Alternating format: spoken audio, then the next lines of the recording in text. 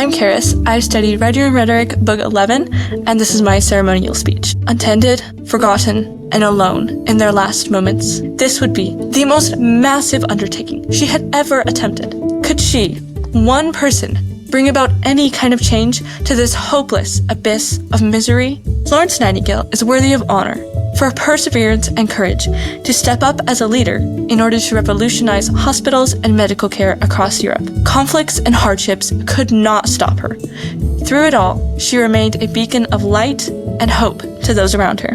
Despite opposition, Florence Nightingale chased after her dream with unbreakable determination. As a young woman, she announced an extreme desire to go to Salisbury Hospital for several months as a nurse, and later established her own Protestant sisterhood. Her mother brushed aside her whole idea as preposterous, for in those days, not only was it unimaginable for a woman of class to live in independence, but also the profession of nursing was extremely disreputable. Despite this, Nightingale did not despair. In secret, she devoured the reports of medical commissions and the pamphlets of sanitary authorities, and later she snuck off to a nursing institution at Kaiserswerth, where she gained valuable experience and a critical foundation for her future nursing career. Even though her family was against her future plans, she continued educating and preparing herself. She did not give up, even when all the odds were against her and it seemed absolutely impossible. When no one else would step up, Florence Nightingale rose to the challenge as a leader who worked for improved conditions in hospitals.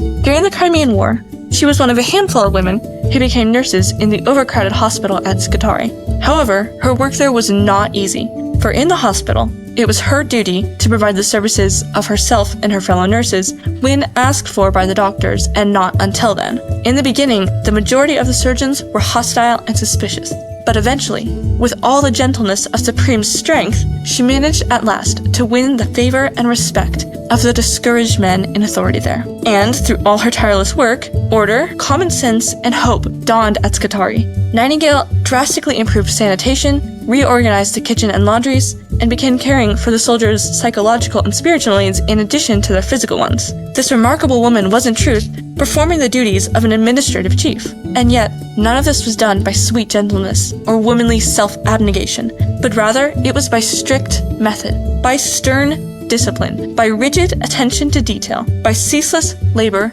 and by the fixed determination of an indomitable will. Despite the horrific conditions surrounding her, the dirtiness, the despair, the death, Nightingale showed extreme courage and strength. She was the force of change that created a clean, orderly, and stable environment, and the leader who overcame hardships to do what nobody else was willing to do. Some may argue that Florence Nightingale's lack of respect for authorities and tendency to fight until she got her way discredits her, as is an attribute deserving of condemnation.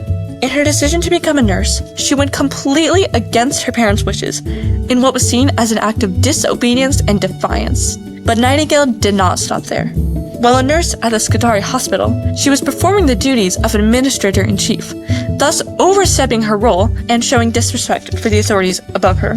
She had no problem telling anyone what to do, even when it was not her place to do so. Despite this, her actions are justified, because through becoming a nurse and rising to be a leader, she brought about an immense change that saved thousands of lives. Upon arrival, Nightingale had the hospital scrubbed from floor to ceiling. She bought and provided necessary supplies for medical care and sanitation: stretchers, splints, bandages, towels, soap, and toothbrushes. She created a laundry system so that the men always had clean clothes and bed sheets. She organized the kitchens, making sure that every soldier had punctual, well-cooked meals. If Florence Nightingale had not disregarded her station in life and humble position as a nurse, nothing would have changed. Without proper care, thousands more soldiers would have suffered and died.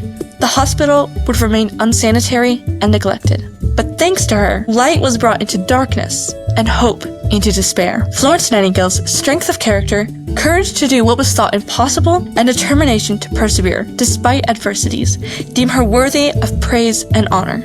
But she was far more than just a nurse. She was a fierce warrior, fighting against pain, disease, and death itself, until eventually she succumbed to the poisonous arrows of sickness. Her actions and sacrifices model true strength. She knew what needed to be done, and she did it. Her example is something we should all learn from. Perhaps she will not become a nurse. Perhaps you won't become famous for your sacrifices and accomplishments. But in your own life, Reflect on how you can model her courage and perseverance. Florence Nightingale was only one woman, but she brought about a tremendous change. How much more could we change the world if everybody were to display the same bravery and determination?